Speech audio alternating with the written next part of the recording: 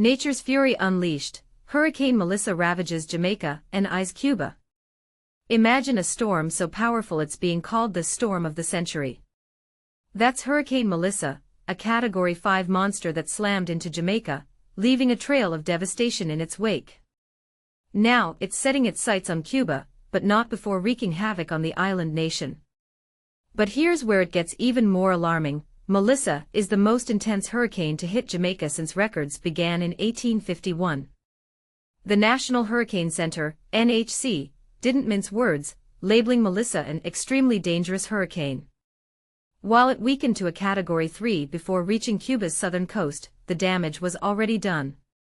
Jamaica's Minister of Local Government, Desmond McKenzie, painted a grim picture. Over 530,000 people without power, nearly 15,000 seeking refuge in shelters, and entire communities like St. Elizabeth submerged. And this is the part most people miss. Emergency services struggled to reach at least 3 families trapped in their homes in Black River, highlighting the challenges of rescue operations in such extreme conditions.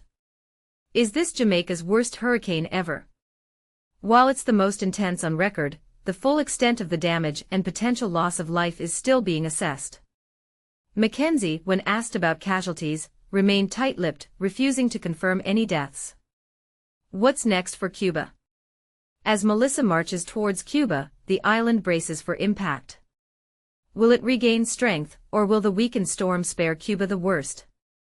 Stay tuned to our live blog for the latest updates. A fragile peace shattered, Israeli strikes devastate Gaza.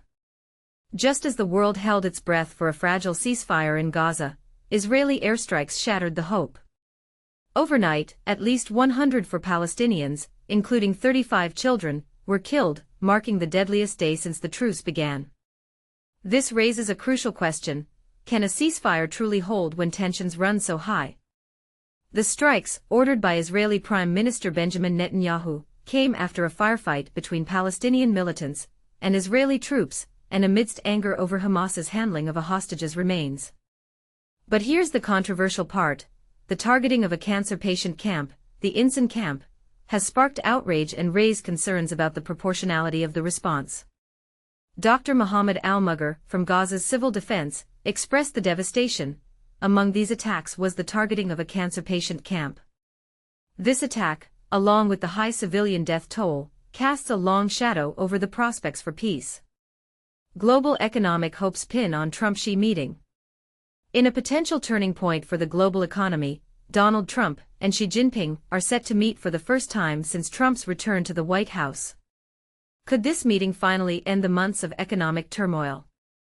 The focus will be on trade, particularly rare earths, a critical resource for U.S. industry, and largely controlled by China. Preliminary talks suggest a possible deal, China delaying export controls on rare earths in exchange for the U.S. freezing its ban on advanced semiconductor technology exports to China. But what about Taiwan? Trump's ambiguous statement, "I don't know that we'll even speak about Taiwan," leaves the fate of this sensitive issue hanging in the balance. Will it be addressed, or will it remain a silent elephant in the room? Beyond the headlines. Nusantra's ghostly future. Indonesia's ambitious new capital city, Nusantara, faces a funding crisis, raising concerns it could become a ghost city before it even truly begins. Tanzania's election, a foregone conclusion. President Samia Suluhu Hassan seems poised to retain power in an election where opposition candidates have been excluded, sparking concerns about democratic fairness. Kremlin's mercenary maneuvers. The Guardian reveals Kremlin-linked figures are working to prevent the extradition of a Romanian-French mercenary accused of plotting a coup in Romania. The stark reality of climate inequality. A shocking statistic highlights the stark inequality of climate change. The wealthiest 0.1% of Americans emit carbon at a staggering 4,000 times the rate of the world's poorest 10%.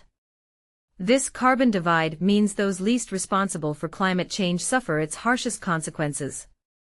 Is this a sustainable future? Don McCullen's haunting lens. War photographer Don McCullen, at 90, reflects on a lifetime spent capturing the horrors of conflict. His powerful images, from Cyprus to Vietnam, raise questions about the ethics of documenting tragedy and the emotional toll it takes on both the photographer and the viewer. Climate crisis claims lives. A chilling report reveals that global heating is killing one person every minute. The failure to address our reliance on fossil fuels is fueling not only rising temperatures but also air pollution, wildfires, and the spread of disease. Can we afford to ignore this alarming trend? Rewilding childhood, a Finnish experiment. In a refreshing contrast to the dire news, a Finnish preschool is taking a radical approach to childhood development. Humpula Daycare Center encourages children to get dirty, play in mud, and connect with nature's microscopic biodiversity.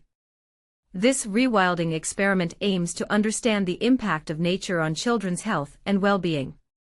Could this be a model for a healthier, more connected future? What do you think? Is the world doing enough to address climate change? Can a lasting peace be achieved in the Israel-Palestine conflict?